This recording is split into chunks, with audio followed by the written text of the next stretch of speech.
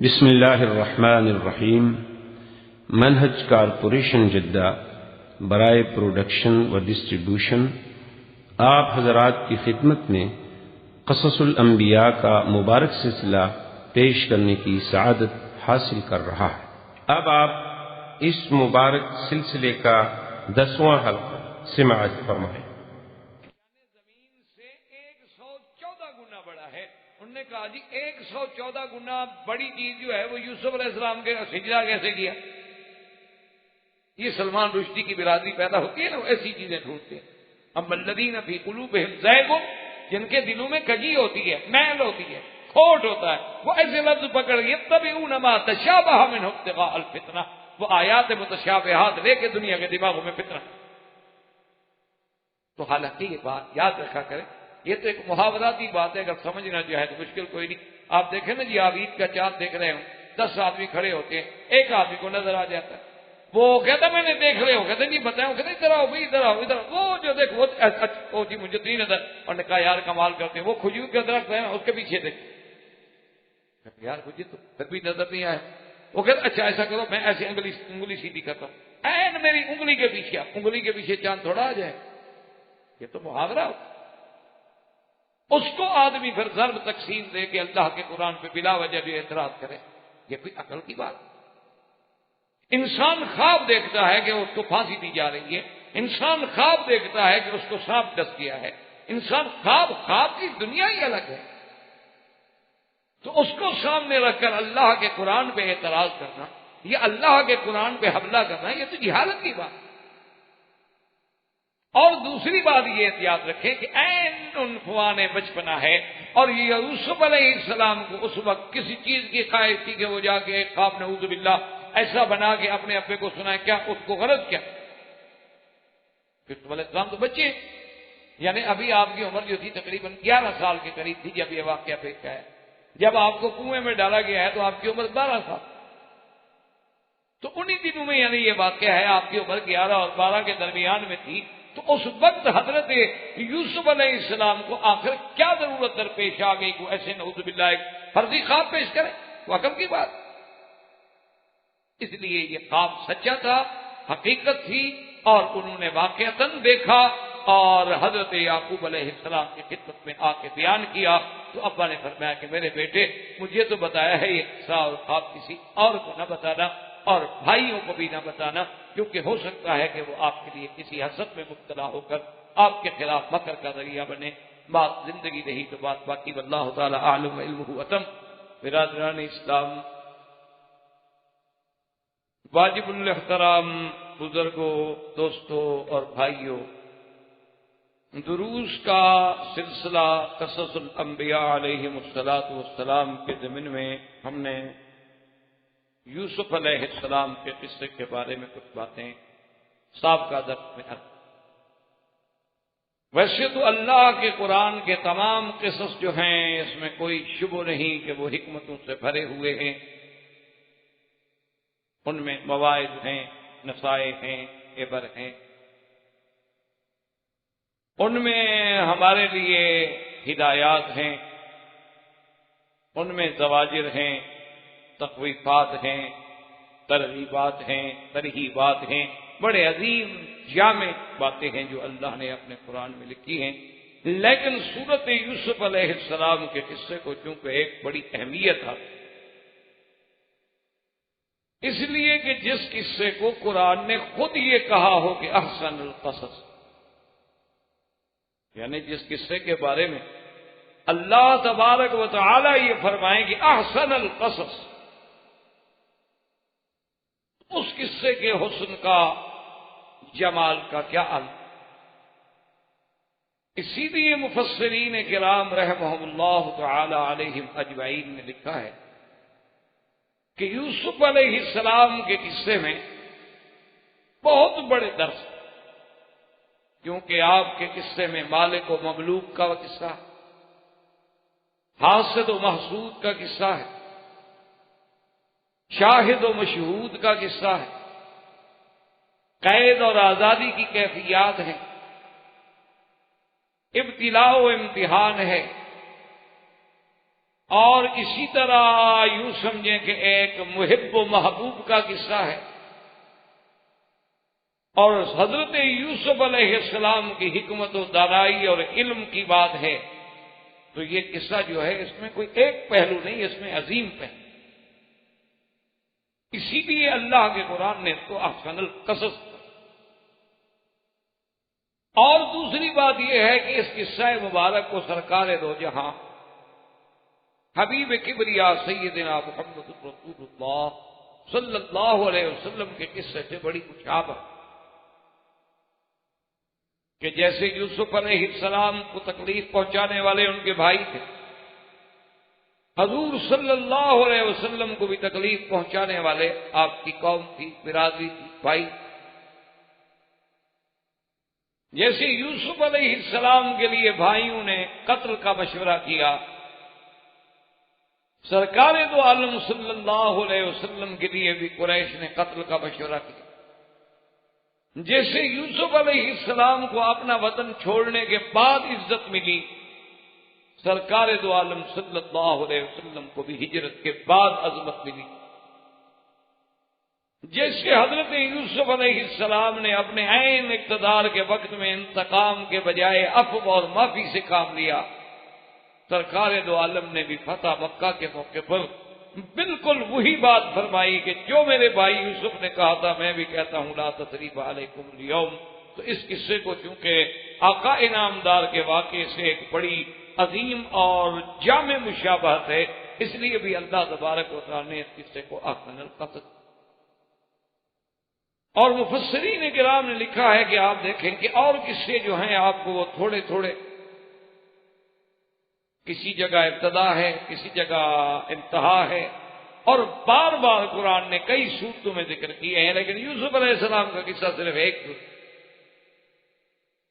یعنی اور انبیاء علیہ حتیٰ کہ ابراہیم الخلیل علیہ السلام کا آپ نے پڑھا ہے الحمدللہ کہ کتنا اللہ نے قرآن کی کون سی صورت ہے جہاں ذکر نہیں فرمایا، لیکن یوسف علیہ السلام کی بات جو ہے وہ صرف ایک ہی صورت مبارک، اور اول سے لے کر آخر تک اللہ نے ایک ہی دفعہ ذکر کر۔ اس لیے علماء کرام نے فرمایا کہ اس پہ غور کریں کہ باقی جو انبیاء علیہ السلام کے قصے ہیں ان میں تو کوئی تنبیہات ہیں، ذکر ہے، تو جب کسی کو تنبیہ کرنی ہو تو تنبیہ تو بار بار کی جاتی، لیکن قصہ یوسف علیہ السلام میں وہ بات نہیں ہے۔ اسی طرح اصحاب الکہف، اسی طرح ذوالقرنین، اور اسی طرح حضرت سیدنا موسیٰ علیہ السلام اور خضر علیہ السلام کی ملاقات، اور قصہ سیدنا یوسف، اس کو اللہ نے ایک ہی دفعہ دیا، کیونکہ ان میں وہ مقامات، وہ سرزنش، وہ تنبیہات مقصود نہیں، اس لیے اس قصہ مبارک کا اسلوب بھی نرالا۔ اب وہ یوسف علیہ السلام کے قصہ مبارک کو پڑھنے سے پہلے تھوڑا سا اس کے تاریخی پس منظر پہ بھی آپ نظر ڈال لیں، تاکہ اس کے بعد پھر جب یوسف علیہ السلام کے قصے کو آپ قرآن کی آیات مبارک کی روشنی میں سمجھیں گے تو آپ کے لیے اور آسانی ہوگی اور آپ کے لیے نئی راہیں۔ ہمیں جہاں تک تاریخی پس منظر کا پتہ چلتا ہے، لازمی بات ہے کہ وہ کتب سابقہ یعنی اسرائیلی روایات ہیں، اسی طرح بائبل میں، تلمود میں اور کتب سابقہ میں یہ بات ہمیں ملتی ہے کہ تقریباً یہ 1890 قبل مسیح علیہ السلام کے قصہ، اور انہی کتابوں میں سے یہ بات بھی ملتی ہے کہ 1890 قبل مسیح میں فلسطین کے علاقے میں، سرزمین فلسطین کے علاقے میں ایک مقام تھا ہرون، جہاں حضرت یوسف علیہ السلام پیدا۔ سیدنا یعقوب علیہ السلام کی 4 بیویاں تھیں، انبیاء علیہ السلام کی، یعنی یہ نہیں کہ صرف حضور پاک سے بلکہ آپ سے پہلے بھی جتنے نبی گزرے ہیں ان کی بھی ازواج جو تھیں وہ متعدد تھیں،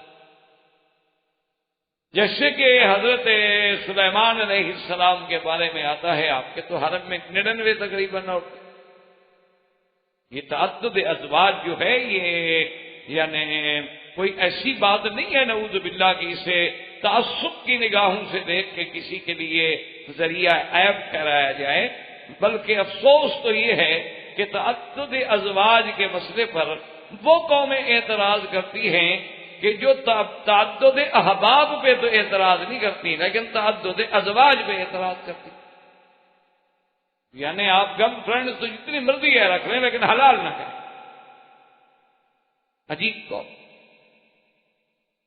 اور تعدد ازواج پہ اعتراض کرنے والی قوم کا یہ عالم ہے کہ 5 لاکھ ان کے ہاں 9 سال سے لے کر 13 سال کی عورتیں جو ہیں وہ حاملہ بالزنا.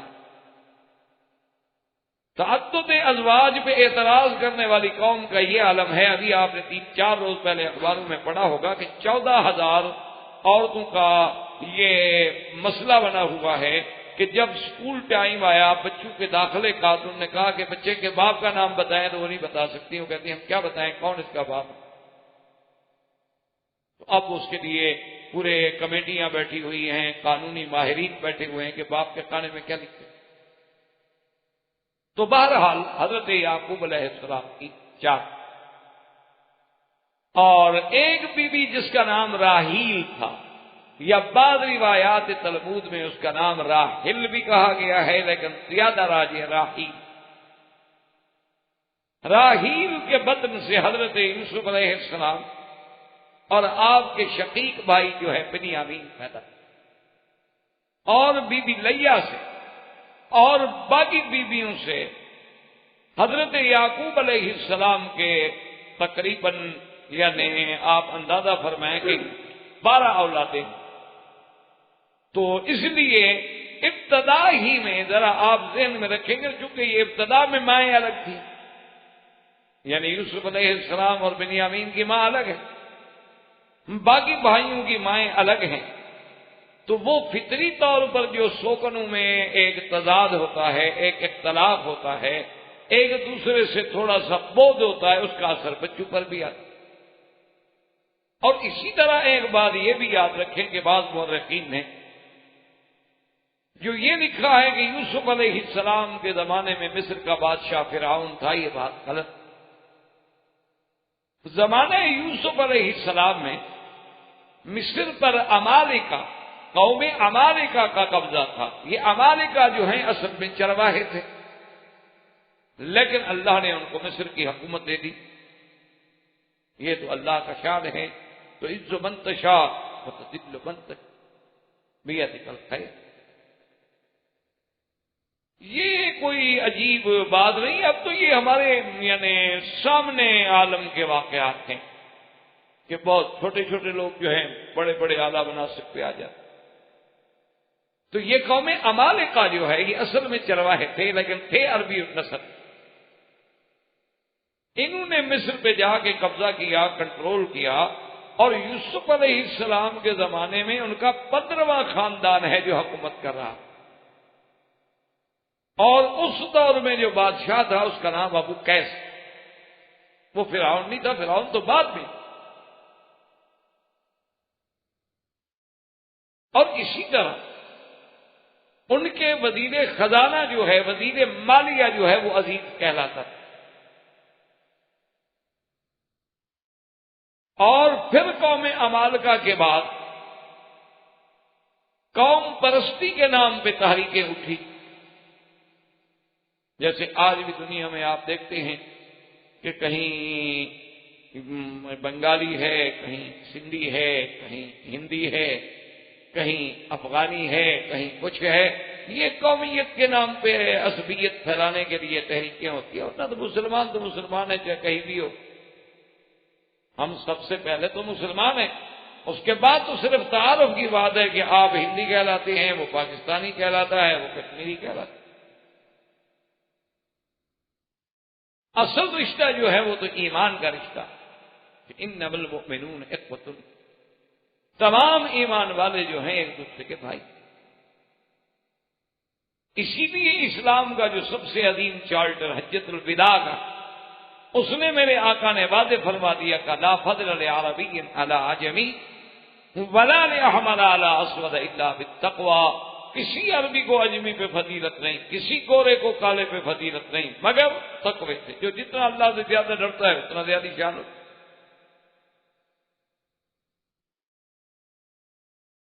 تو قوم امالکا کے بعد قوم پرستانہ تحریک جب اٹھی تو قبط والے جو لوگ ہیں، قبطی کہلاتے تھے، وہ انہوں نے آ کے قبضہ کیا، اور یہ قبطیوں میں قوم فرائنہ تھی جو حکومت اور اقتدار پہ قابض ہوئی، اور ان کے بادشاہ بننے والوں کا لقب پھر فرعون بنا۔ جیسے حبشہ میں بادشاہی کرنے والوں کا لقب نجاشی،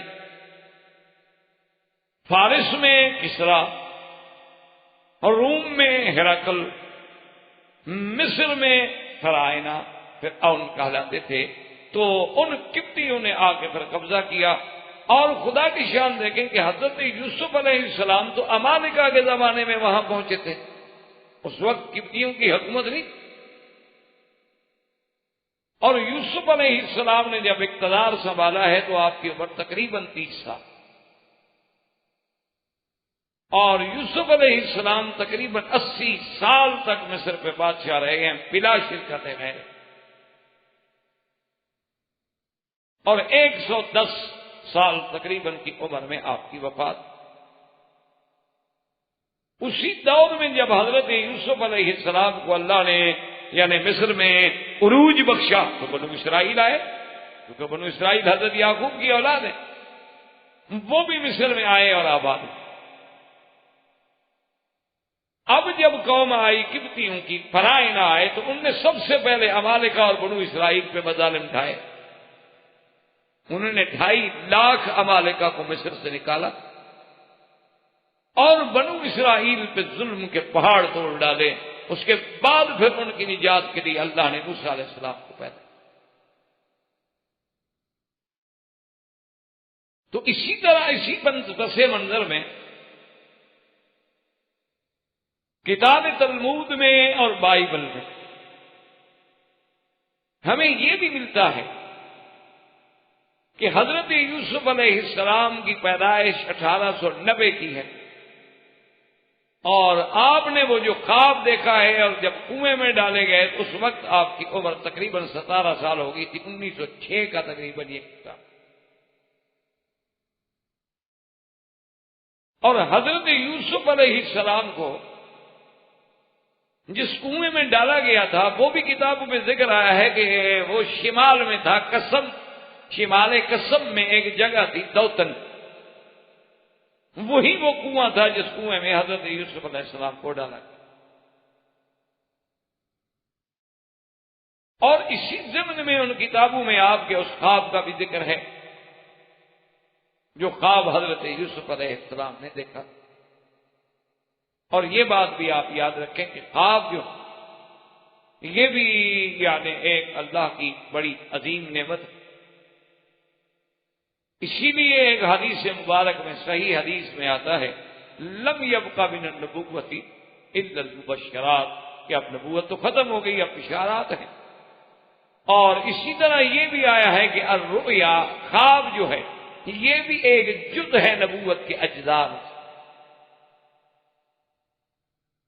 لیکن اس کا معنی یہ نہیں ہوتا کہ جز موجود ہو تو نبوت کا کوئی دعویٰ کرتے۔ کہیں آپ ٹانگ پڑی ہوئی دیکھیں تو آپ کہتے ہیں ٹانگ ہے، یہ نہیں کہتے کہ بندہ پڑا ہے۔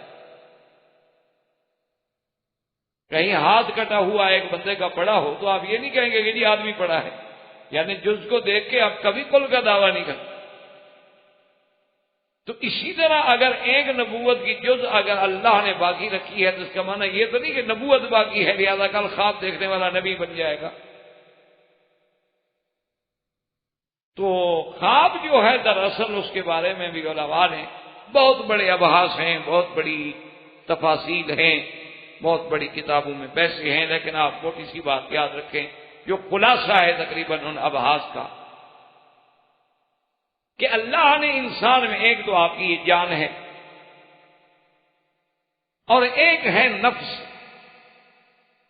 اور ایک ہے روح۔ بعض علماء نفس اور روح کو ایک بھی کہہ دیتے ہیں، کیونکہ جو کام روح کا ہے وہی نفس کا ہے۔ اسی لیے قرآن کہتا ہے نا اللہ یتوفی الانفس حین موتها، کہ اللہ تبارک و تعالی پورا لے لیتی ہے نفس کو قبضے میں. تو یوں سمجھ لیں کہ ایک جان ہے، ایک نفس ہے، ایک روح ہے. روح کو یوں سمجھ لیں کہ وہ روح ہے، یعنی جان کے لیے نفس کام کر رہا ہے اور نفس کے لیے وہ روح کام، یعنی آسانی آپ کے لیے ہو جائے گی. ورنہ تو یہ تو خیر بہت بڑی علمی ابحاث ہیں جن کے لیے بہت بڑے اوقات کی اور پھر ان لوگوں سے جن کا علم سے تعلق بھی.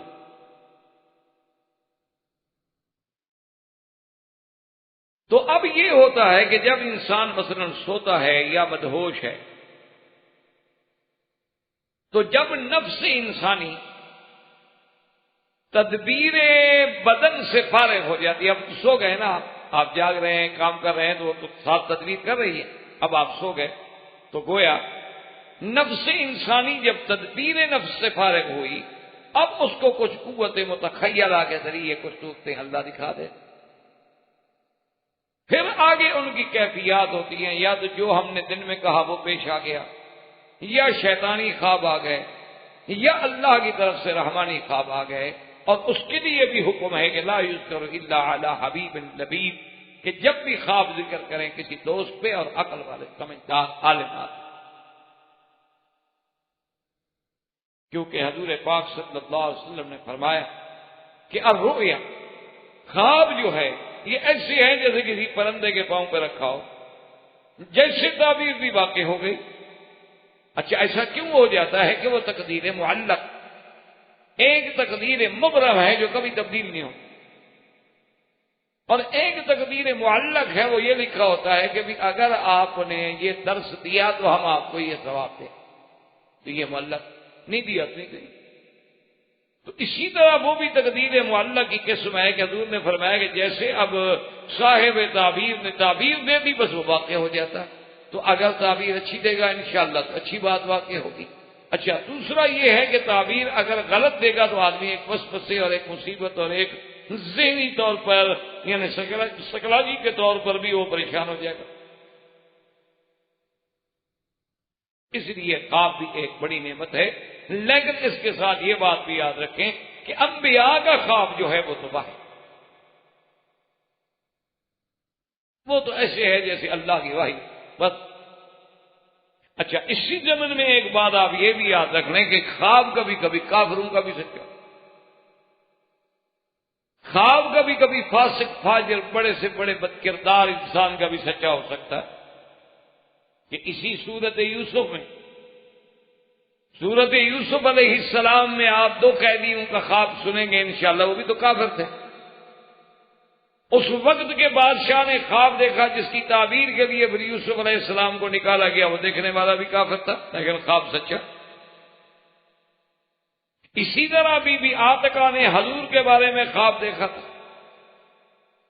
اسی طرح بخت و نصر نے خواب دیکھا تھا. اسی طرح کسرا فارس نے خواب دیکھا تھا اور بالکل سچا. اس لیے ہمیشہ یاد رکھیں کہ خواب یہ ضروری نہیں ہوتا، یعنی مومن کا خواب تو خیر ہے ہی مومن کا خواب، اولیاء اللہ کے خواب ہیں یا انبیاء کے خواب ہیں سبحان اللہ، ان میں تو کوئی کلام نہیں. لیکن اللہ تبارک و تعالیٰ کی قدرت یہ ہے کہ کبھی کبھی کافروں کا خواب بھی سچا ہوتا ہے، ورنہ اللہ کے نبی کا خواب تو خواب ہو. جیسے کہ سرکار دو جہاں صلی اللہ علیہ وسلم نے غزوہ احد سے پہلے آپ نے خواب دیکھا کہ آپ کی تلوار ذوالفقار جو ہے وہ ٹوٹ گئی اور چند گائیں ہیں جو ذبح کی جا رہی ہیں. تو حضور صلی اللہ علیہ وسلم نے فرمایا کہ میں نے خواب دیکھنے کے بعد ہی یہ اندازہ لگا لیا کہ احد میں ہمیں شکست ہوگی اور میرے بڑے بڑے اجلہ صحابہ بڑے شان والے لوگ شہید ہوں گے. لیکن اللہ کی تقدیر کو کون ٹال سکتا ہے؟ اللہ کا حکم ہو تو ہی ٹل. اس لیے حضرت یوسف علیہ السلام کا جو خواب ہے، اور یہ بھی اس میں یاد رکھ لیں کہ 40 سال کے بعد تعبیر ظاہر ہوئی. یہ ضروری نہیں ہوتا کہ جب آپ خواب دیکھیں کل آپ کو تعبیر مل جائے. ایسا بھی ہوتا ہے کہ جیسے بی بی عائشہ فرماتی ہیں کہ پہلے حضور صلی اللہ علیہ وسلم کے اوائل امر میں آپ جو خواب دیکھتے تھے کہ فلک صبح بالکل ایسے آ جاتے تھے جیسے صبح کا سورج نکل آتا. تو اللہ تبارک و تعالی نے اس صورت مبارکہ میں یعنی بڑے عظیم واقعات کا تذکرہ فرمایا ہے. اسی لیے قرآن نے اس کے بارے میں فرمایا کہ احسن القصص، کہ یہ ایسا بہتر قصہ ہے میرا مدنی صلی اللہ علیہ وسلم جو ہم آپ کو سنا رہے ہیں. تو اب آپ کے دماغ میں تھوڑا سا ایک پس منظر جو ہے حضرت یعقوب علیہ السلام کے خاندان کا اور حضرت یوسف علیہ السلام کا اور ان مقامات کا جہاں جہاں حضرت یوسف علیہ السلام گزرے تھے، اور یہ سارا جو ہے ارض فلسطین میں ہے، یوں سمجھ لیں شام کے علاقے میں. اور وہ قافلہ جو حضرت یوسف علیہ السلام کو نکالنے والا ہے وہ شرق اردن، جو آج کل آپ کا اردن کہلاتا ہے، اسی شرق اردن سے مصر جا رہا تھا، اور انہوں نے آ کے راستے میں اس واقعے کے بعد آپ کو نکالا. اب اللہ تبارک و تعالیٰ نے قرآن پاک میں بیان فرمایا ہے کہ میرے محبوب صلی اللہ علیہ وسلم کہ نحن نقص علیک احسن بما اوحینا الیک ھذا القرآن وان کنت من قبلہ لمن الغافلین.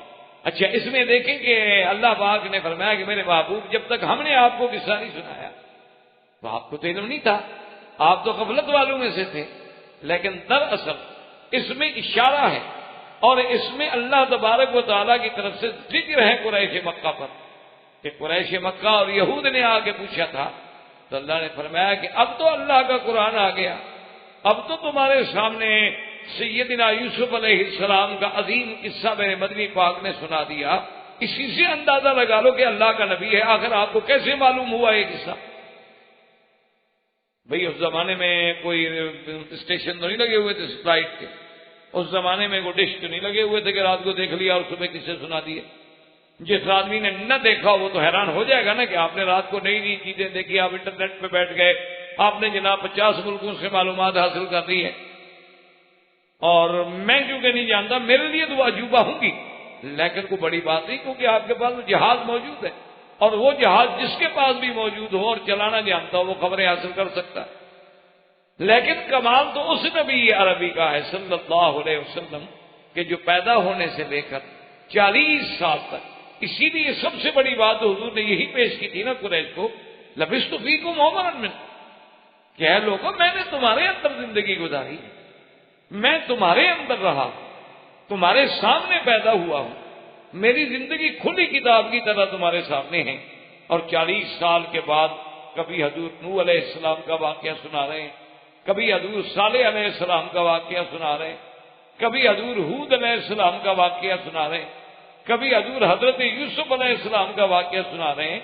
اللہ نے فرمایا اس کے بعد بھی تمہاری غفلت نہیں ٹوٹی کہ یہ میرا پیغمبر ہے، میرا نبی ہے، اور جو سناتا ہے وہ میرے کہنے سے سناتا ہے، ورنہ حضور صلی اللہ علیہ وسلم کے پاس اور تو کوئی سورس ہی نہیں ہے کس سے. اب جناب وہ واقعہ آیا کہ یوسف علیہ السلام نے اپنے ابا حضرت یعقوب سے آ کے کہا اذ قال یوسف لأبیہ یا ابت انی رأیت احد عشر کوکبا والشمس والقمر رأیتهم لی ساجدین. یوسف علیہ السلام نے آ کے عرض کیا کہ میرے ابا میں نے خواب دیکھا ہے. کیا خواب؟ فرمایا عجیب خواب کہ 11 ستارے ہیں، سورج ہے، چاند ہے، میں نے دیکھا کہ سب جھک کے مجھے سجدہ کر رہے ہیں. علماء نے لکھا ہے کہ اللہ تبارک و تعالی نے تمثیل کے طور پر جیسے کہ عالم مثال ہے، اسی طرح اللہ پاک نے یوسف علیہ السلام کو خواب میں دکھلایا. شمس سے مراد آپ کی والدہ. اچھا، بعض علماء نے کہا کہ آپ کی والدہ بہت ہو گئی نہیں بلکہ خالہ ہے، کیونکہ یہ بات بہرحال ہمیں ملتی ہے کتب سابقہ میں کہ جب بنیامین پیدا ہوئے ہیں تو آپ کی والدہ بہت ولادت کے مسئلے میں ہی بہت. تو اب بعض علماء نے کہا کہ خالہ ہے، اور خالہ بھی منزلۃ الام ہوتی ہے، وہ بھی ایک ماں ہے. اور اس کے بعد قمر سے تشبیہ دی گئی والدگی، اور تاروں کو تشبیہ دی گئی بھائیوں سے، کیونکہ سب کا اصل سورج ہے جس سے سب نور حاصل کرتے ہیں. تو گویا کہ وہ ماں جو تھی وہ اصل تھی جہاں سے بچے پیدا ہوئے۔ اس لیے اللہ تبارک و تعالیٰ نے آپ کو خواب دکھلایا، اور اسی خواب میں ایک عجیب اشارہ تھا کہ آسمان کی بلندی پہ رہنے والی چیزیں، آسمان پہ چمکنے والی چیزیں، آسمان سے پورے عالم کو روشن کرنے والی چیزیں جو ہیں یوسف علیہ السلام تیرے آگے جھک رہی ہیں۔ تو اللہ تبارک و تعالی نے اس خواب میں، اور یوسف علیہ السلام کو اللہ یعنی آپ دیکھیں کہ اللہ نے یوسف علیہ السلام کو قرآن پاک میں کتنے عظیم لقب دیے۔ کہیں جگہ تو فرمایا کہ وہ غلام علیم تھے، علم والے، کہیں فرمایا وہ غلام حلیم تھے، علم والے، اور کہیں فرمایا آتیناہ حکمن و علما، ہم نے تو ان کو حکمت و دانائی اور علم عطا فرمایا، ہم نے ان کو حکم مانا حکومت کرنے کا بھی اقتدار بھی عطا فرمایا۔ اور کہیں فرماتے انہ من المحسنین، وہ تو خالص میری عبادت کرنے والوں میں، اور کہیں فرماتے انہ من عبادنا المخلصین، وہ تو میرے چنے ہوئے بندے تھے، یعنی حضرت یوسف علیہ السلام کا۔ اور آپ نے وہ خواب جو ہے حضرت یعقوب علیہ السلام اپنے والد کی خدمت میں پیش کیا۔ اسی سے وہ سبق بھی ملا ہمیں کہ لا یذکر الا علی لبیب او حبیب، کہ جب بھی خواب دیکھو کسی عقل والے کے آگے پیش کرو۔ اب یوسف علیہ السلام نے بھائی بھی تو موجود تھے، اور بھی تو لوگ وہاں رہتے تھے، لیکن ماں سوائے حضرت یعقوب علیہ السلام کے کسی کو تھے۔ اب جب حضرت یعقوب علیہ السلام کی خدمت میں آئے اور آ کر آپ کو خواب سنایا تو قال یا بنی لا تقصص رؤیاک علی اخوتک فیکیدوا لک کیدا ان الشیطان للانسان عدو مبین۔ حضرت یعقوب علیہ السلام نے فرمایا میرے بیٹے اپنا یہ قصہ اپنے بھائیوں پہ ذکر نہ کرنا، وہ تمہارے لیے پھر کچھ جال بنیں گے، مکر کریں۔ کیوں میرے بھائی ہیں؟ فرمایا ان الشیطان للانسان عدو مبین، شیطان انسان کا کھلا دشمن ہے، اور اس خواب میں آپ کی عزت کا ذکر ہے، عظمت کا ذکر ہے، اور بھائی برداشت نہیں کر سکیں گے۔ کیونکہ یعقوب علیہ السلام تو جانتے تھے کہ بھائیوں میں تو پہلے حسد ہے، پہلے تحاسد و تباغض ہے۔ وہ تو حضرت یوسف علیہ السلام اور بنیامین کو پہلے سے اچھا نہیں سمجھتے، پہلے بھی ان کو وہ نعوذ باللہ اچھی نظروں سے نہیں دیکھتے۔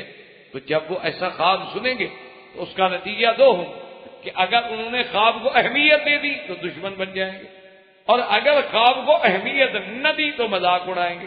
دیکھو جی سورج اور چاند کیسے سجدہ کر رہے ہیں، دیکھو جی آسمان سے سورج اترا ہے سجدہ کرنے کے لیے۔ اس کی وجہ یہ ہے نا جی کہ جب دشمن ہوتا ہے تو وہ اسی بات کو پھر افسانہ بنا دیتا ہے، اور اگر دوست ہوتا ہے تو پھر اس کے دل میں عظمت ہو۔ جیسے کہ کسی کو آپ کہیں گے جی وہ چاند دیکھو میری انگلی کے پیچھے، اب اگر مخالف ہوگا اسی کو کہانے بنا دے گا کہ جناب کبھی چاند بھی انگلی کے پیچھے آ سکتا ہے، کبھی سورج بھی انگلی کی، اتنا بڑا کرہ ہے چاند کا، وہ تو زمین سے بھی بڑا ہے، تو انگلی کے پیچھے کیسے آ گیا؟ اسی لیے جیسے کہ حضور نے فرمایا کہ جب سورج نکل رہا ہو تو تم نماز نہ پڑھا، کیونکہ انہا تطلع بین قرنی الشیطان، جب یہ سورج نکلتا ہے تو گویا شیطان کے دو سینگوں کے درمیان سے نکلتا ہے۔ اب جناب دیکھیں ایک حدیث مبارک ہے اور صحیح حدیث مبارک ہے، لیکن پرویز جیسے منکرین حدیث جن کو سرکار دو عالم کی حدیث سے عداوت، اس نے جناب اسی بات کو اتنا رنگ آمیزی کی کہ پوری کتاب لکھ ڈالی۔ اس نے کہا کہ اگر آدمی کی یہ پیشانی کی پیمائش کی جائے تو ہر بندے کے طول و عرض کا یہ 12واں حصہ ہوتا ہے، یعنی اگر 12 ایک آدمی کا طول عرض جو ہے اس کو دیکھا جائے اور پھر پیشانی کی پیمائش کی جائے تو یہ 12واں حصہ بنتا ہے۔ تو اس نے کہا کہ جناب سورج جو ہے وہ تو زمین سے بھی 114 مرتبہ بڑا ہے، اور وہ شیطان کے دو سینگوں کے درمیان میں آ جاتا ہے، تو شیطان کی پیشانی کتنی بڑی ہوگی اور وہ کتنی چوڑی ہوگی کہ یہ سورج میں آگے پھنس گیا دو سینگوں میں، اور اگر وہ شیطان کے سینگوں میں آ جاتا ہے تو سینگوں کو اٹھا کے وہ سورج کو جہاں مرضی آئے لے جائے، پوری دنیا میں اندھیرا کر دے۔ انہوں نے کہا کہ نعوذ باللہ تو حدیث ہے ہی نہیں، ایسے لوگوں نے لکھی، حالانکہ بالکل جاہلیت کی بات تھی، بات محاوراتی تھی کہ شیطان جو ہے وہ چونکہ جانتا ہے کہ یہ وقت جو ہے عباد الشمس کا ہے، سورج کے پجاریوں کی عبادت کا وقت ہے تو وہ آگے آگے کھڑا ہو جاتا ہے، گویا کہ سورج اس کے سینگوں کے درمیان میں ہے۔ یہ معنی تھوڑا ہے کہ حقیقتاً سورج سینگ میں آ گیا یا حقیقتاً وہ سورج تک پہنچ گیا، وہاں جائے تو جل نہ جائے، وہاں تو پہنچ ہی نہیں سکتا ہے ابلیس، وہاں کیسے جا سکتا ہے سورج کے اتنے قرب میں؟ تو ایک محاوراتی بات کو دشمنی نے اپنی نظر سے فسانہ بنا دیا۔ اس لیے حضرت یوسف علیہ السلام کو یعقوب علیہ السلام نے نصیحت فرمائی کہ اے بیٹا، مہربانی کر کے یہ بات جو ہے اپنے بھائیوں کو نہیں بتلانا، کہیں ایسا نہ ہو کہ تم پھر کسی مکر کا اور قید کا شکار ہو جاؤ۔ اور قید کا معنی ہوتا ہے کہ خفیہ طریقے سے کسی کو نقصان پہنچانا، اور وہ ایسا کیوں کریں گے؟ ہیں تو تمہارے بھائی، باپ بھی ایک ہے، ویسے بھی اچھے ہیں، مومن ہیں، لیکن شیطان بھی تو بڑا دشمن ہے نا، وہ دوسروں کو عداوت میں مبتلا کرتا ہے۔ اور اس کے بعد یعقوب علیہ السلام نے حضرت یوسف علیہ السلام کو یہ بھی فرمایا وَكَذَلِكَ يَجْتَبِيكَ رَبُّكَ وَيُعَلِّمُكَ مِن تَأْوِيلِ الْأَحَادِيثِ۔ کتنی بڑی بشارت ہے۔ یعقوب علیہ السلام نے کہا کہ میرے بیٹے، تیرے رب نے تجھے چن لیا ہے اور تمہیں خواب کی تعبیر کا علم بھی عطا فرمائیں گے۔ اشارہ ہو گیا کہ باقی بھائی نبی نہیں بنیں گے، ان بھائیوں میں اللہ نے یوسف کو چن۔ یوسف علیہ السلام کی شان ایسی ہے کہ اللہ تبارک و تعالی نے ان کے تمام بھائیوں میں سے ان کو چنا۔ اسی لیے سرکار دو جہاں سیدنا محمد رسول اللہ صلی اللہ علیہ وسلم فرماتے ہیں کہ لیلۃ المعراج میں جب میری ملاقات ہوئی یوسف علیہ السلام سے، فرماتے ہیں کہ اللہ نے اس کو جو جمال دیا ہے، اوتی شطر الجمال، کہ اللہ نے جو حسن پیدا کیا، جو جمال پیدا کیا، اس کا آدھا یوسف کو دیا اور آدھا ساری دنیا کو دیا۔ تو اندازہ لگا ہے کہ یوسف علیہ السلام کا جمال کیا ہو۔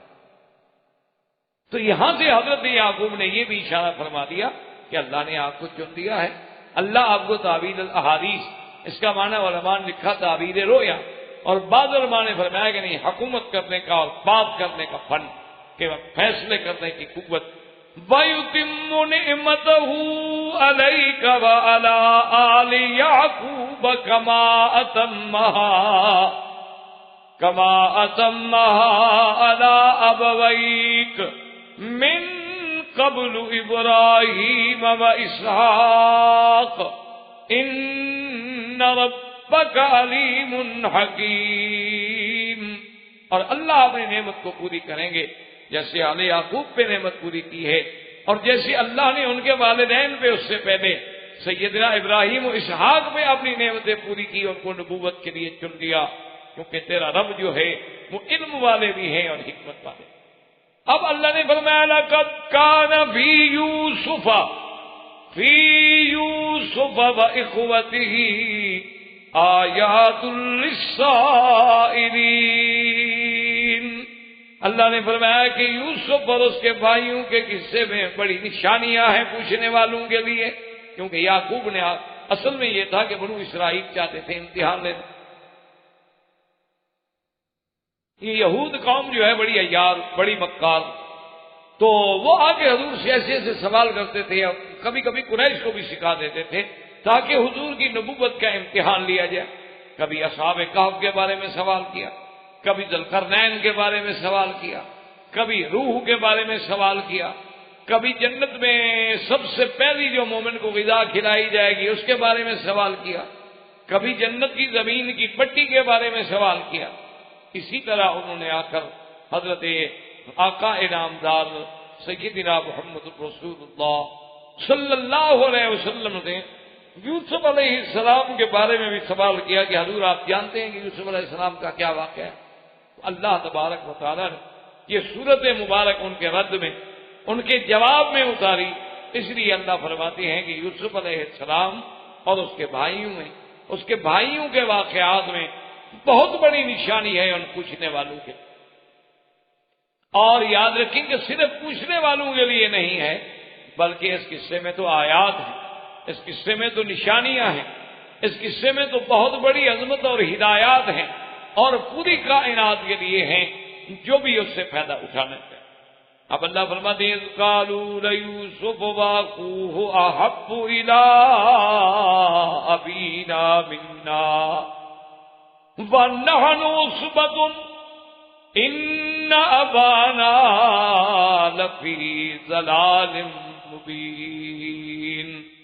اب وہ بھائی آپس میں بیٹھے، آپس میں جمع ہو، کہنے لگے کہ عجیب بات ہے کہ یوسف اور اس کا بھائی بنیامین وہ سب سے زیادہ محبوب ہے یعقوب علیہ السلام کو. حضرت یوسف علیہ السلام، حضرت یوسف یوسف یوسف بنیامین، ان کا تو اتنا بڑا خیال ہے، حالانکہ وہ صرف 2 ہیں اور ہم تو 10 ہیں پورے، یعنی ہم تو جماعت ہیں، لیکن ہمارا خیال کوئی نہیں، ہم سے اتنی محبت کوئی نہیں. معلوم یہ ہوتا ہے کہ ہمارا ابا جو ہے وہ اللہ رحمت فرمائے وہ ضلال ظاہر میں. یاد رکھیں کہ ایک ضلال کا معنی ہوتا ہے گمراہ. اللہ معاف کرے، نبی گمراہ تو نہیں ہو سکتے، اور اگر یوسف علیہ یعقوب علیہ السلام کے بیٹے اپنے باپ کو گمراہ سمجھتے ہیں تو مسلمان ہی نہ رہے. یعقوب علیہ السلام نبی ہیں، نبی کی طرف گمراہی کی نسبت کرنے والا آدمی پھر مسلمان کیسے ہو سکتا ہے؟ اس لیے ہمیشہ یاد رکھیں کہ دلال جو ہے وہ ہدایت کے مقابلے پر بھی ہوتا ہے، کہ جو اس لیے ہے نا من یہدہ اللہ فلا مضل لہ ومن یضللہ فلا ہادی لہ، تو ہدایت کے مقابلے پر دلال کا لفظ آتا ہے. لیکن کبھی دلال کا معنی یہ ہوتا ہے، یاد رکھیں کہ کسی چیز میں گم ہو جانا. جیسے ایک آدمی راستہ بھٹک جائے وہ بھی تو دلال ہے، بھٹک گیا، گم ہو گیا نا. کسی طرح اگر آدمی کسی خیالات میں بالکل ڈوب جائے، جیسے کہ عربی کہتے ہیں کہ ذل الماء فی اللبن، وہ پانی لسی میں حل ہو گیا، مل گیا، پتہ ہی نہیں لگتا پانی کدھر ہے، اب تو صرف ہمیں لسی لسی ہی نظر آتی ہے، تو وہاں بھی کہتے ہیں ذل. اچھا اسی طرح یاد رکھیں کہ قرآن مقدس میں کئی مقامات پہ اس لفظ کا استعمال، جیسے اللہ نے فرمایا وَوَجَدَكَ ضَالًّا فَهَدَىٰ، محمد مصطفیٰ ہم نے آپ کو پایا. کیا مانا؟ یعنی آپ بالکل مستغرق ہو چکے تھے اور آپ اس مسئلے میں اپنی حیرت میں کھو چکے تھے کہ بھئی پورے عالم کو، پوری دنیا کو میں نے توحید کی دعوت دینی ہے، کیسے دوں گا، کیسے میں اللہ کی دین کی دعوت پہنچاؤں گا؟ تو اللہ نے فرمایا پھر ہم نے آپ کو راستہ بتلا دیا کہ کیسے کرنا ہے. اس لیے ہمیشہ یاد رکھیں کہ دلال جو ہے وہ ایک معنی میں استعمال نہیں ہو.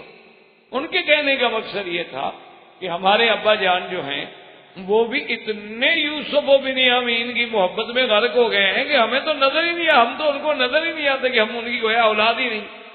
یہ بات ہے کہ ہم 10 ایک طرف اور وہ 2 ایک طرف، لیکن ان 2 کی محبت میں وہ اتنے گم ہو گئے، اتنے ڈوب گئے، اتنے کھو گئے ہیں.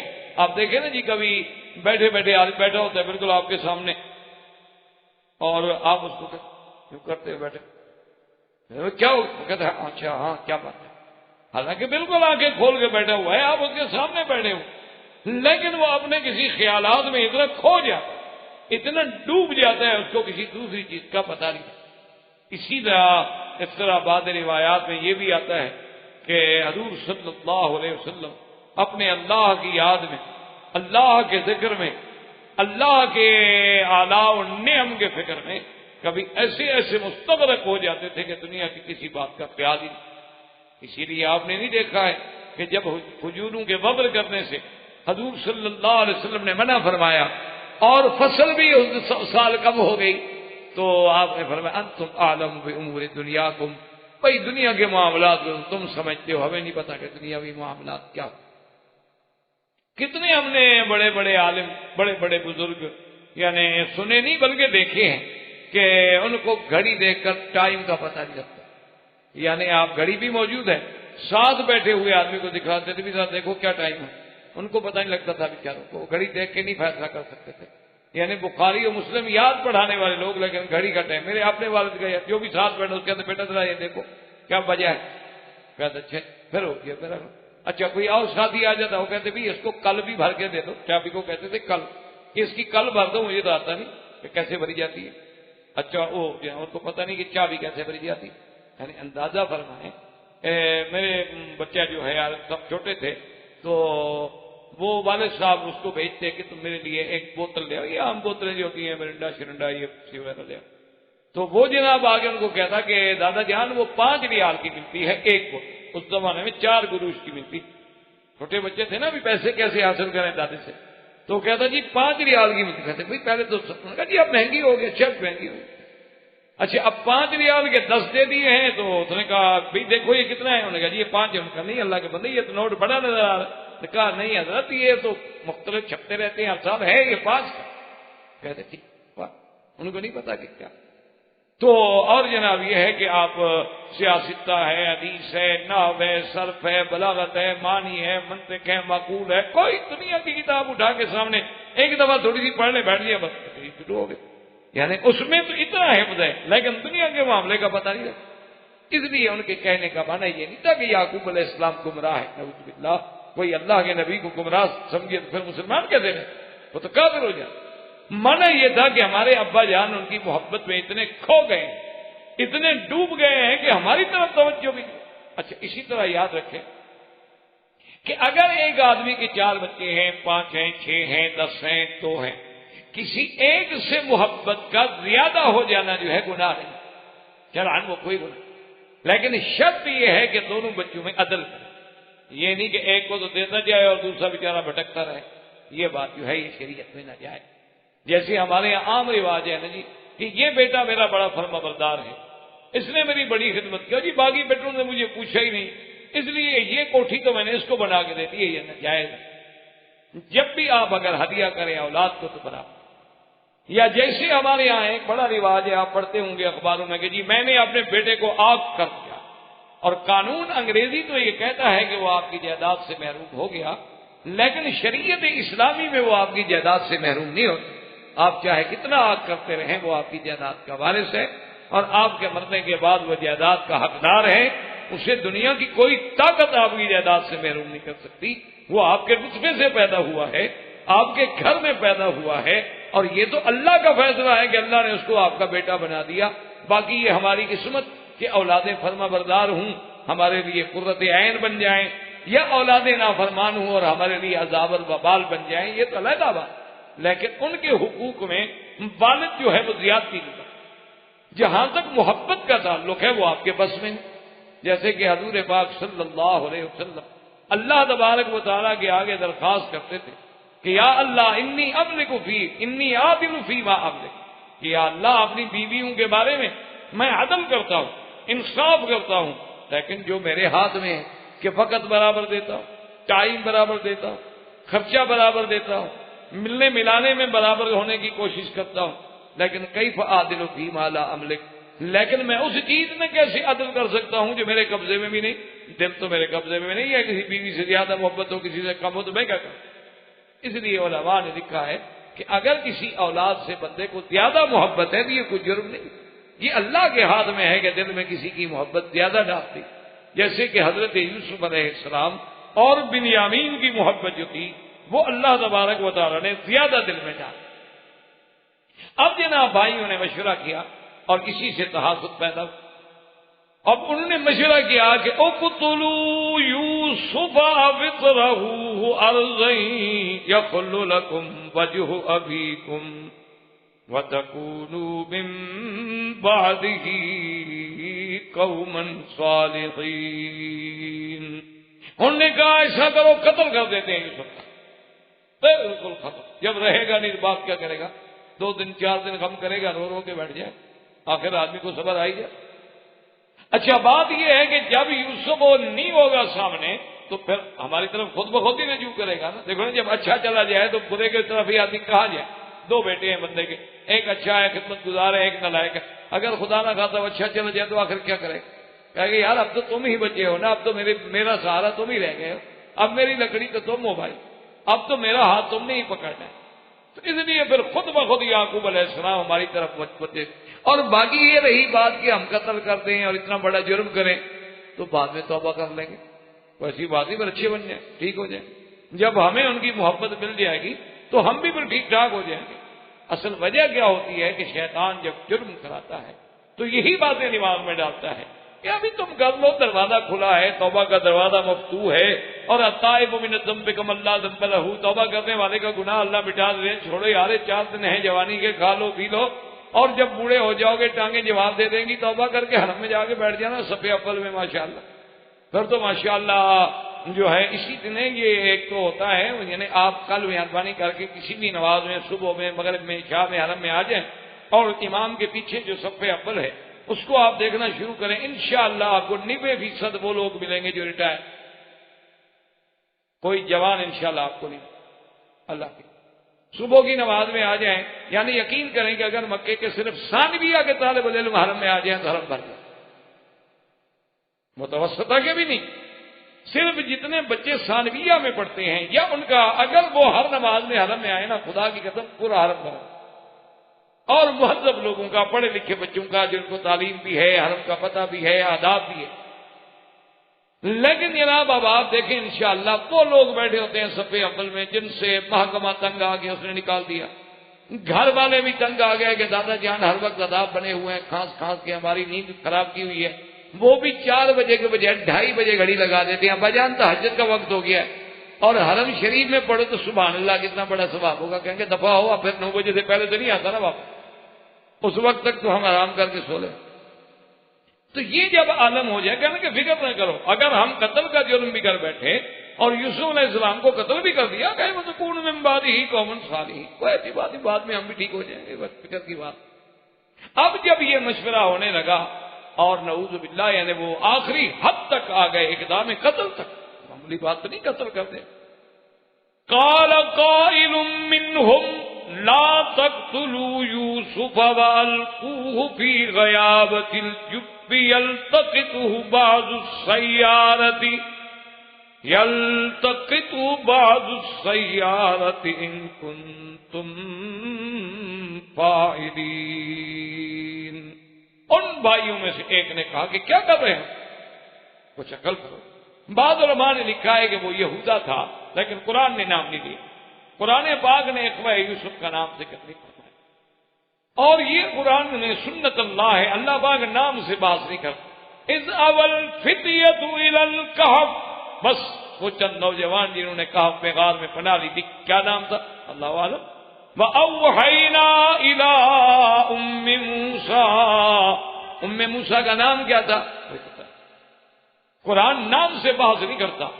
قالت لأختہ قصیہ، اخت کا نام کیا تھا کوئی پتہ نہیں، شعیب کی بیٹی کا نام کیا تھا کوئی پتہ نہیں، اس لیے کہ نام کی کیا ضرورت ہے، اصل تو کام سے، نام یاد رکھنے سے کیا ہو جائے گا۔ تو بہرحال کتب سابقہ میں، بائبل میں بھی یہ آتا ہے، تلمود میں بھی یہ موجود ہے کہ اس کا نام یہودا تھا۔ اس نے اپنے بھائیوں سے کہا کہ خیال کرو یار، کیوں اتنی حد تک گزرتے ہو کہ بھائی کو قتل کرو، یہ بات نہ کرو، مقصد تو تمہارا یوسف علیہ السلام سے جان چھڑانا ہے، تو ایسے کرتے ہیں کہ کسی دور جا کے کسی جنگل کے کنویں میں، غیر آباد کنویں میں ڈال دیتے ہیں، چلو یا تو کنویں میں جب ڈالیں گے غیر آباد کنواں ہے، اندر سانپ ہوں گے، پتہ نہیں بلائیں ہوں گی، وہی یوسف کو کھا جائیں گے اور یوسف ختم ہو جائیں گے، کم از کم ہم اپنے ہاتھ سے تو قتل نہ کریں، اپنے ہاتھ سے مارنا اور ایسی جگہ پہ چھوڑ آنا کہ کوئی اور چیز آپ کو ڈس لے اور بات لے، یا اگر یوسف علیہ السلام وہاں بچ اور کسی جانور نے نہ ڈس، آپ اگر بچ گئے تو پھر یہ بات ہوگی کہ کوئی نہ کوئی قافلہ گزرے گا، کوئی نہ کوئی گزرنے والے گزریں گے، اندر وہ روئیں گے، چیخیں گے، آواز سنیں گے تو وہ نکال لیں گے، اگر وہ بھی نکال کے لے گئے تو ہمارے تو کام ہو گیا نا، اگر تم کرنا چاہتے ہو۔ تو اس نے کہا کہ خدا کے لیے یہ فکر کرو کہ قتل کرنے والی بات کو چھوڑو، قتل کرنے میں ہمیں کیا فائدہ، اور دوسرا یہ ہے کہ قتل جو ہے وہ چھپا نہیں رہے گا، ایک نہ ایک دن تو ظاہر ہوگا، اس لیے بہتر یہ ہے کہ القوہ فی غیابۃ الجب، اور اسی کو وہ لکھا ہے ان لوگوں نے کہ یہ شمال سکم میں ایک جگہ تھی جس کا نام تھا دوتن، یہ بائبل میں جو اس جگہ کا نام آیا ہے کہ شمال سکم میں یہ جگہ تھی اور اس کا نام تھا دوتن، جہاں وہ کنواں تھا، اور وہ قافلہ جو ہے وہ شرق اردن سے مصر کی طرف جا رہا تھا، جو اس کنویں پہ وہ قافلہ گزرا۔ یہ چیزیں جو ہیں کتب سابقہ میں جیسے بائبل ہے یا اور اسرائیلی روایات کی کتب ہیں یا روایات کعب احبار ہیں، اور روایتوں میں یہ چیزیں ہمیں ملتی ہیں کہ ان بھائیوں نے یہ مشورہ کیا اور آخر میں اسی بات پہ اتفاق کر دیا کہ چلو بھی قتل ہم نہیں کرتے ہیں لیکن آپ کو کسی جگہ چھوڑ دیتے ہیں۔ اللہ تعالی عالم و علمہ اتم۔ برادران اسلام، واجب الاحترام بزرگوں، دوستوں، بھائیوں، عزیز نوجوانوں، قصص الانبیاء علیہم الصلوات والتسلیم کے سلسلے میں ہم سیدنا یوسف علیہ السلام کے قصہ مبارک کا مطالعہ اور مذاکرہ کر رہے ہیں۔ جیسا کہ آپ نے سابقہ دروس میں الحمدللہ سنا ہے کہ یہ قصہ مبارک جو ہے ایک عجیب قصہ ہے، جس کو خود قرآن احسن القصص کہتا ہے۔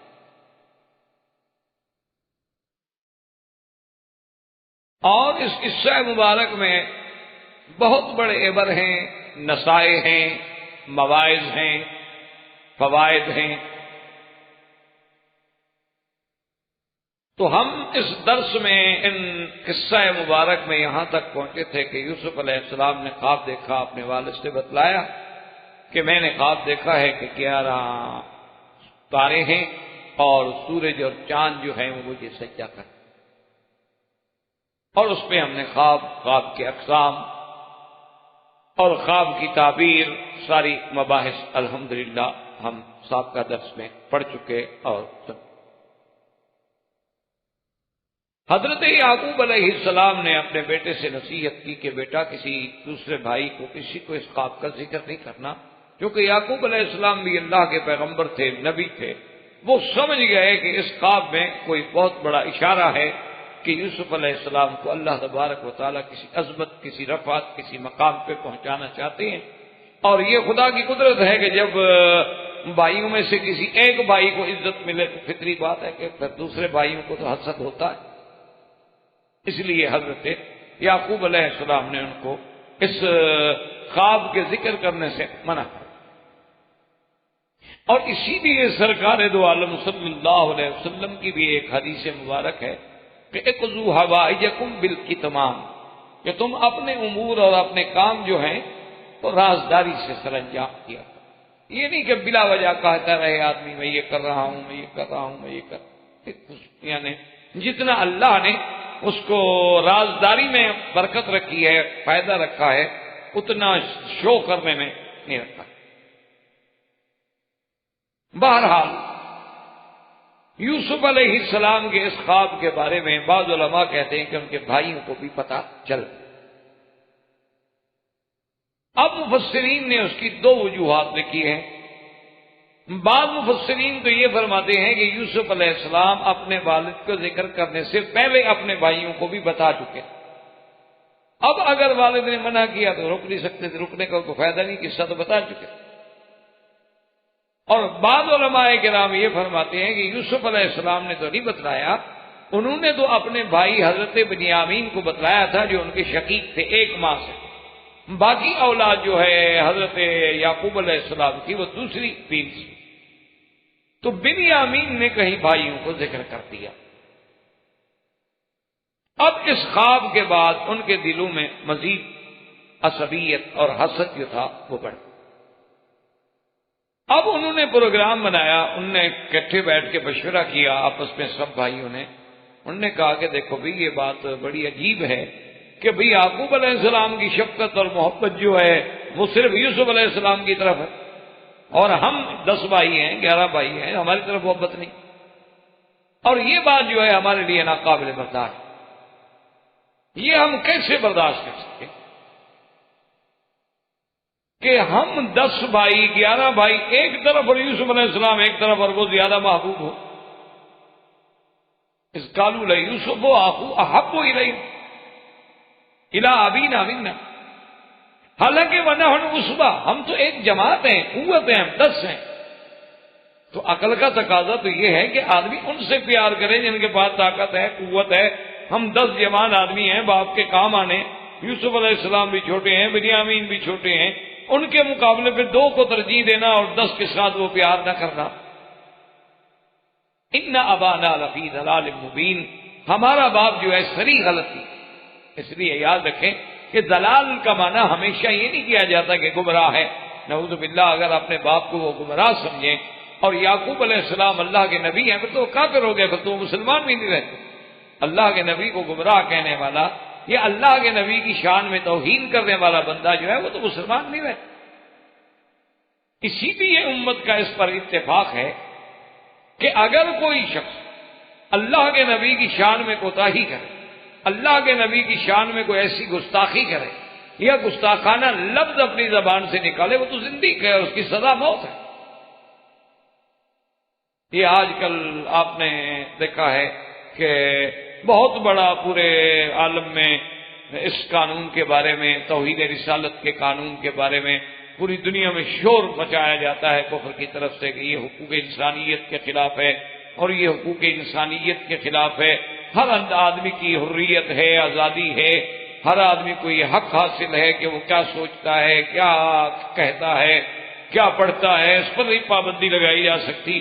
یہ تو مسلمان بڑے بنیاد پرست ہیں اور انتہا پرست ہیں، اور ان کے ہاں تو بس اللہ کے نبی کی توہین تو سزائے موت میں کہیے کیا بات. حالانکہ اصولی طور پر تو یہ ہے کہ کیونکہ ان کو اسلام سے دشمنی ہے، اسلام کی دشمنی میں وہ اتنے اندھے ہو جاتے ہیں کہ حقیقت کو بھی نہیں پڑھتے. آدمی جب کسی کے تعصب میں آ جائے نا، وہ اس کو پھر آدمی اچھا نہیں لگتا. ان کو اسلام سے کچھ اتنا وہ الرجک ہیں، اور ان کو پتا ہے کہ اگر دنیا میں کبھی کسی نے ہم سے مقابلہ کیا یا ہمارے سامنے آیا یا ہم پر غالب آئے تو یہی دین اسلام. ورنہ پہلی بات تو یہ رکھیں کہ توہین رسالت میں صرف حضور پاک کی ذات مبارک نہیں، بلکہ اگر کوئی حضرت عیسیٰ علیہ السلام کی بھی توہین کرے تو وہی سزا ہے، حضرت موسیٰ علیہ السلام کی توہین کرے تو وہی سزا ہے. توہین رسالت کسی رسول کے بارے میں بھی توہین کرے، یہ نہیں کہ صرف حضور صلی اللہ علیہ وسلم کے بارے میں. ایک بات تو یہ اپنے ذہن میں، اور دوسری بات یہ ہے کہ کون سا دنیا میں ایسا ملک ہے، ایسا دستور ہے کہ جو اپنے آئین سے باغی ہو یا اپنے بادشاہ سے باغی ہو یا اپنے اس ملک کی مقتدرہ قوت سے باغی ہو اور اس کی سزا موت نہیں رکھی گئی. کون سا دنیا میں قانون؟ کوئی ایک مجھے دستور بتا دے. ہر ملک میں باغی کی سزا موت ہے. اور یہ تو پھر صرف ملک کا باغی نہیں، یہ تو ہمارے دین کا باغی ہے. اور اسی لیے ایک فلسفے کو سمجھیں کہ اسلام لانے کے لیے جبر نہیں کیا جاتا کہ آپ کسی کو جبر کریں کہ جی آپ کلمہ پڑھیں. غلط. آپ ہندو کو جبر نہیں کریں گے، آپ سکھ کو جبر نہیں کریں گے، یہود و نصارہ کو جبر نہیں کریں گے. آپ ان کو اسلام کی حقانیت، اسلام کے دلائل، اسلام کی آیات، اسلام کے براہین، اسلام کے محاسن ان کے سامنے رکھیں گے. اگر ان کا دل قبول کرتا ہے اہلاً وسہلاً، اگر نہیں کرتا لا اکراہ فی الدین، کوئی جبر نہیں. لیکن جب کوئی آدمی اسلام کو قبول کر لے، آپ دیکھیں نا جی کہ آپ نے اگر آئین کی وفاداری کا حلف اٹھا لیا ہے، پھر اگر آپ اس حلف کی مخالفت کرتے ہیں تو اب آپ باغی ٹھہرتے ہیں. لیکن اگر آپ نے حلف نہیں اٹھایا، آپ نے اس کو تسلیم ہی نہیں کیا، آپ نے تو کلمہ پڑھا ہی نہیں، تو آپ کوئی جبر نہیں کرتا. کبھی بھی اسلام نے جبر نہیں کیا. ورنہ جہاں جہاں مسلمانوں کی صدیوں تک حکومتیں رہی ہیں، اگر جبر کی بات ہوتی تو پھر تو غیر مسلم کوئی ایک بھی نہ ہوتا. حالانکہ اسلام کے خلاف ہر حکومت نے جبر کیا ہے، زمانہ روم سے لے کر، فارس سے لے کر، کیسر و کسرا سے لے کر آج تک جتنی کافر قوتیں ہیں، سب سے بڑا ظلم جو ہے وہ مسلمانوں پہ ہے. آج دیکھ رہے ہیں آپ ان کو جو کچھ شیشان میں ہو رہا ہے اس پہ انسانی حقوق یاد نہیں آتے. کوسووا میں کیا ہوا، انسانی حقوق کی کوئی بات نہیں. لبنان میں کیا ہوا، انسانی حقوق نہیں مجروح ہوتے. کشمیر میں کیا ہوا، انسانی حقوق نہیں مجروح ہوتے. یعنی اب ان کے اپنے وہاں کے چیف منسٹر کہہ رہے ہیں کہ یہاں ظلم ہو رہا ہے، یہاں یہ ہو رہا ہے، اس کے باوجود بھی کچھ. اس لیے ان کی باتوں میں آنے کی ضرورت نہیں ہے. تو ایک قاعدہ ہے، ایک مسلمہ اصول ہے کہ جو آدمی اللہ کے نبی کی توہین کرے، آپ کی شان اقدس میں کوئی گستاخی کرے، اس کی سزا موت ہے. تو انہوں نے جو کہا کہ ان ابانا لفی ضلال مبین، تو کافر ہو گئے، زندیق بن گئے. اس لیے علماء نے فرمایا کہ ہمیشہ یاد رکھیں کہ ہر جگہ ایک لفظ کا معنی ایک نہیں ہوتا، اس کے سیاق و سباق کو دیکھنا پڑتا. معنی یہ تھا کہ دیکھو جی کہ نحن عصبہ، ایک طرف ہم 10 ہیں، ایک طرف 2 ہیں، ہم جوان ہیں، وہ چھوٹے بچے ہیں، ان کو ہم پر ترجیح دینا غلطی ہے، کھلی ہوئی ہے۔ اس لیے انہوں نے کہا ان ابانا لفی ضلال مبین، ہمارے ابا تو بالکل کھلی ہوئی واضح غلطی میں پڑے ہوئے ہیں کہ ایک ادنا آدمی کو بھی سمجھ آتا۔ تو اس کا بھائی حل کیا کریں اس غلطی کا؟ انہوں نے کہا اس کا حل یہ ہے کہ ابا تو مانتے نہیں، اب ایسا کرتے ہیں کہ اقتلوا یوسف علیہ السلام کو قتل، یا پھر یوسف علیہ السلام کو دور کسی جگہ تاکہ واپس نہ آ سکے، تو جب یوسف علیہ السلام کا وجود ہی نہیں ہوگا تو لازمی بات ہے کہ اب والد مجبور ہو کہ ہم سے ہی محبت کرے گا، اور کس سے کرے؟ اگر ایک آدمی کے پاس مثلاً 4 بچے ہیں، ایک انتہائی فرما بردار ہے، لیکن خدا رحمت کرے موت آ گئی تو بیچارہ کیا کرے گا؟ ان 3 کی طرف ہی خود بخود لوٹے گا۔ اور کہنے لگے کہ گو یہ ہماری غلطی تو ہوگی، لیکن ایک تو ہم اپنے بھائی یوسف کے قتل کرنے کے بعد باپ کی محبت حاصل کر لیں گے اور ہم بھی اچھے لوگ ہو جائیں کہ ہم سے اللہ کا نبی محبت کرتا۔ اور بعض علماء نے کہا، کہنے لگے کوئی یہ غلطی ہے لیکن ہم پھر توبہ کر کے ٹھیک ہو جائیں۔ اب قرآن کہتا ہے کہ قال قائل منهم لا تقتلوا يوسف وَأَلْقُوهُ فِي غَيَابَةِ الْجُبِّ يَلْتَقِطْهُ بَعْضُ السَّيَّارَةِ إِن كُنتُمْ فَاعِلِينَ۔ اللہ فرماتی ہے کہ ان میں سے ایک کہنے والے نے، قرآن نام نہیں لیتا، اصولی بات یاد رکھیں کہ قرآن پاک جو ہے وہ ناموں سے تعلق نہیں رکھتا کہ نام بیان کرتا ہے، مقصد تو کام سے ہے، مقصد تو ہمیں اس سبق سے ہے جو یوسف علیہ السلام کے سبق میں ہمیں مل رہا ہے کہ دیکھیں کہ بھائی جو ہیں وہ اپنے بھائی کو بربنائے حسد قتل کرنے کے لیے تیار، اور اسی سے اندازہ کریں کہ سب سے پہلا قتل جو ہے وہ بھی تو بھائی نے کیا۔ یعنی جب حضرت حابیل حضرت آدم علیہ السلام کے بیٹے قتل ہوئے ہیں تو اس کو بھی کسی غیر نے تو قتل نہیں کیا، بھائی نے قتل کیا۔ قابیل کون تھے؟ بھائی، اور اسی نے قتل کی بنیاد رکھی۔ تو اس لیے وہ اپنا ایک عربوں کا محاورہ ہے نا جی کہ الاقارب کالعقارب، کہ یہ جو رشتہ دار ہوتے ہیں نا یہ بچھو ہوتے، الف کے ساتھ لکھو اقارب تو رشتہ دار بنتا ہے قرابت سے، اور اسی وہ عین لگا دو تو بچھو بن جاتا ہے۔ تو کہتے ہیں کہ یہ مجبور ہوتے ہیں بیچارے ایک دوسرے کو ڈنگ مارنے سے، الا من ہداہ اللہ، مگر وہ جن کو اللہ نے ہدایت دی۔ اسی لیے حضور پاک صلی اللہ علیہ وسلم نے بھی بدر میں فرمایا تھا بئس العشیرۃ عشیرۃ نبیکم، آپ نے فرمایا ابو جہل، اے عتبہ، ربیعہ، شیبہ، تم کیسے میری برادری ہو، کتنی بری برادری ہو تم، کتنے برے رشتہ دار، کیسے لوگ کذبتمونی وصدقنی الناس، کہ تم نے رشتہ دار ہو کر میری تکذیب کی اور لوگوں نے مجھ میرا کلمہ پڑھا اور مجھ پہ ایمان لے آئے۔ اخرجتمونی فآوانی الناس، تم نے رشتہ دار ہو کر مجھے گھر سے مکے سے نکالا اور لوگوں نے مجھے سینے سے لگایا، کیسے تم رشتہ دار؟ تو اس لیے علماء نے بھی لکھا ہے کہ یہ جو قرابت کے مسائل ہیں اسی لیے بہت ہی مشکل ہوتے، اسی لیے وہ کسی ایک اردو کے کسی شاعر کا بھی ایک شعر ہے رشتہ داری کے بارے میں، وہ کہتا ہے کہ یہ عجیب سلگتی ہوئی لکڑیاں ہیں کہ دور ہوں تو دھواں دیں اور قریب ہوں تو جل جائیں۔ پتہ ہے کہ رشتہ دار جو ہوتے ہیں نا وہ ایک ایسی ہیں جیسے سلگتی ہوئی لکڑی ہوتی ہے نا، سلگ رہی ہو، اب بیٹھے ہوں دور تو کچھ نہیں تو دھواں تو دے گی، تنگ تو کرے گی، اور اگر قریب آ گئی آگ کے تو جل گئی، کہ دور ہوں تو دھواں دیں اور قریب ہوں تو جل جائیں۔ تو یہ ایک قدرتی بات ہے کہ جب بھی نعوذ باللہ ثم نعوذ باللہ یعنی سازش قتل، اور وہ بھی یعنی آدم کا بیٹا بھی تو نبی کا بیٹا ہے، اور یوسف علیہ السلام بھی نبی کا بیٹا اور خود نبی ہے، لیکن سازش کرنے والے کون ہیں؟ بھائی۔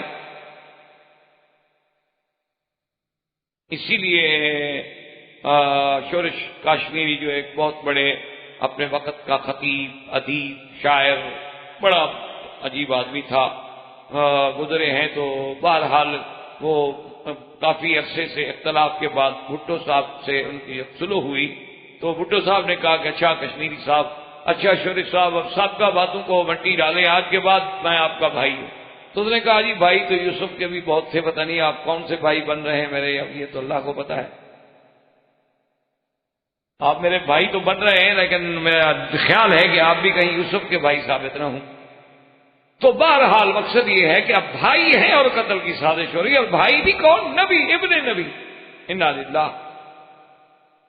تو ایک بول پڑا، بعض علماء نے لکھا ہے سابقہ کتب سے، تورات سے اور اناجیل سے، کہ بولنے والا جو ہے ان کا بھائی تھا، اس کا نام تھا یہودا، بعض کہتے ہیں یہودا، اور بعض کہتے ہیں کہ نہیں وہ ان کا بڑا بھائی تھا شمعون، اور بعض کہتے ہیں کہ نہیں ان کا تھا تو وہی بڑا بھائی لیکن اس کا نام جو ہے راؤل تھا۔ بہرحال مختلف نام لکھے گئے، جب قرآن نے نام نہیں لیا تو ہمیں اس الجھن میں پڑھنے کی ضرورت نہیں۔ اب اس نے مشورہ دیا، اس نے کہا کہ دیکھو پہلی بات تو یہ ہے کہ تم بھائی کو قتل کرنے کی سوچ رہے ہو، یہ کوئی معقول بات، کوئی عقل کی بات؟ یعنی باپ کی توجہ حاصل کرنے کے لیے بھائی کو قتل کر دو، یہ عجیب بات ہوئی بھائی۔ اچھا اس قتل سے تو باپ کی نفرت بڑھے گی، نہ کہ محبت حاصل کرو گے۔ وہ کہے گا یہ عجیب اولاد ہے کہ جنہوں نے جا کے اپنے بھائی کو قتل کر دیا اب بھی یہ میری محبت اور شفقت کے حقدار ہیں، ایک۔ اور دوسری بات یہ ہے کہ قتل کرنے کے لیے اگر تم بس ضد ہو نا تو پھر میرے کہنا مان لو کہ بلا وجہ کسی کے خون سے اپنے ہاتھ نہ رنگو، کیونکہ خون جو ہے نا وہ کبھی ضائع نہیں جاتا، اور خون ایک نہ ایک دن ضرور اپنے اثرات جو ہے وہ ظاہر کرتا، وہ ابھی ضائع نہیں کرتا کبھی۔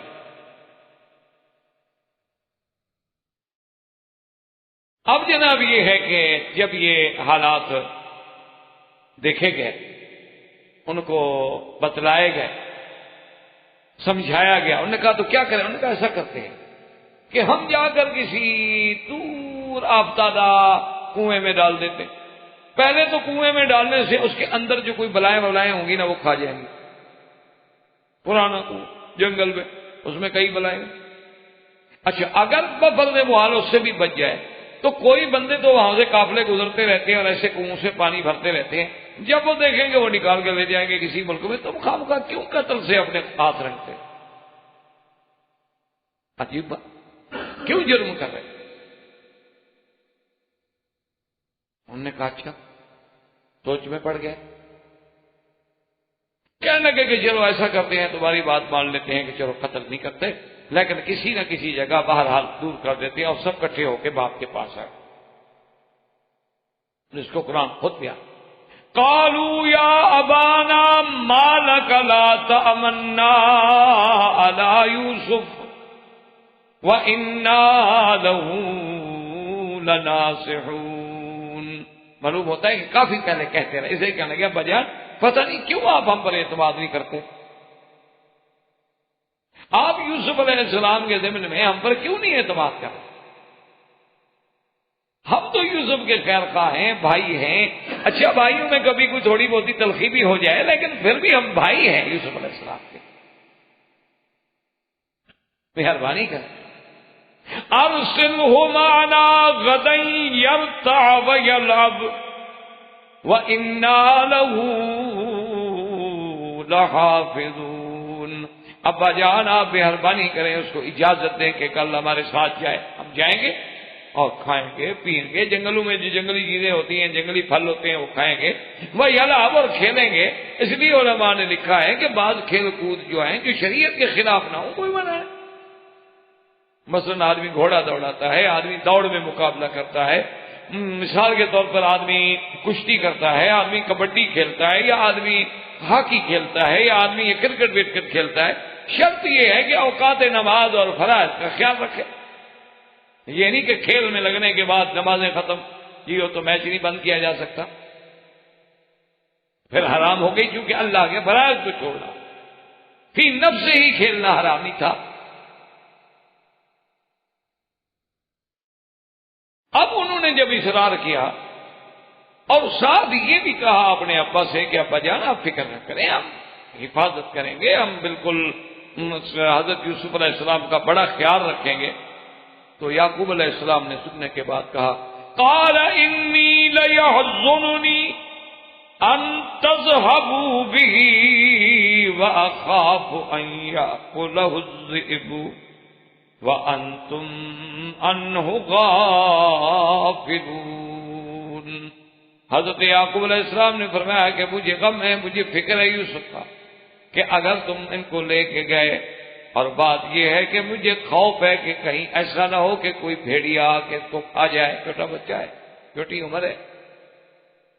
وَأَنْتُمْ عَنْهُ غَافِلُونَ، اور تم اپنی کھیل کود میں ہو، غفلت میں پڑے ہو، تمہیں پتہ بھی نہ ہو، اور تم اپنے اس میں لگے ہوئے اور اس کو آگے کوئی بھیڑیا کھا جائے، مجھے بڑا فکر ہے، میں نہیں اجازت دے سکتا۔ قَالُوا لَئِنْ أَكَلَهُ الذِّئْبُ وَنَحْنُ عُصْبَةٌ إِنَّا إِذًا لَخَاسِرُونَ۔ کہنے لگے ابا جان کمال کی بات ہے، ہم ایک جماعت ہیں، 10 آدمی ہیں، ہم 10 بندے بھی کھڑے ہوں اور ایک جناب بیڑی آ کے ہمارے بھائی کو کھا جائے، پھر تو سب سے بڑی گھاٹے اور تروٹے کی بات ہے، پھر تو انتہا ہو گئی، حد ہو۔ اب بات یاد رکھیں کہ بھی حضرت یعقوب علیہ السلام نے یہ بات کیوں فرمائی، ایک مسئلے کو سمجھ کہ بھی یوسف علیہ السلام نے آخر یہ بات کیوں فرمائی کہ جی اب اس کو شاید بھیڑیا کھا جائے اور تم غافل ہو، پتہ بھی نہ کرو، تم اپنی کھیل میں لگے ہوئے ہو، یہ بات جو یوسف علیہ السلام یعقوب علیہ السلام نے فرمائی تو کیوں؟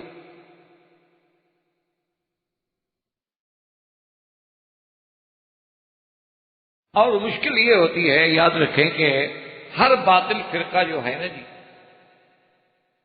وہ اللہ کے قرآن کے حروف کے معانی میں یا الفاظ مبارک میں اپنے پسند کی تحریف کر دیتے ہیں، اپنی طریقے سے اس کے معنی کو ڈھال دیتے ہیں اور اسی سے اپنے مطلب کی بات کو نکالتے ہیں۔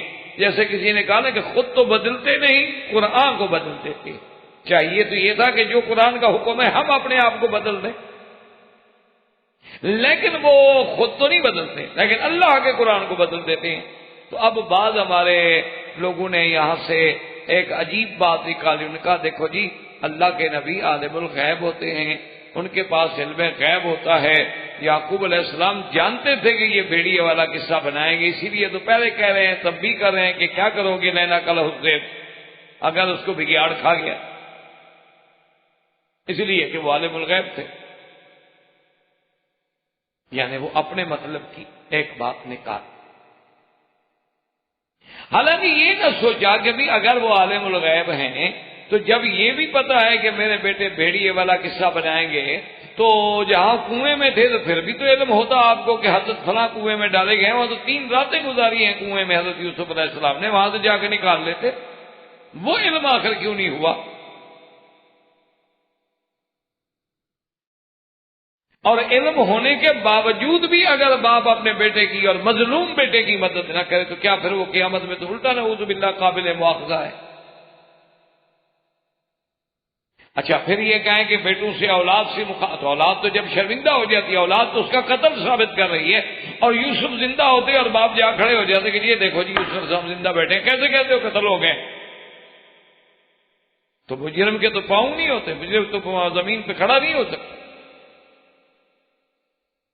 اس لیے ہمیشہ یاد رکھیں کہ یہاں علم غیب کا مسئلہ نہیں، اس کی 2 وجوہات مفسرین کرام نے لکھی ہیں۔ ایک وجوہات تو یہ لکھی ہے کہ اس علاقے میں بے حد بھگیاڑ تھے۔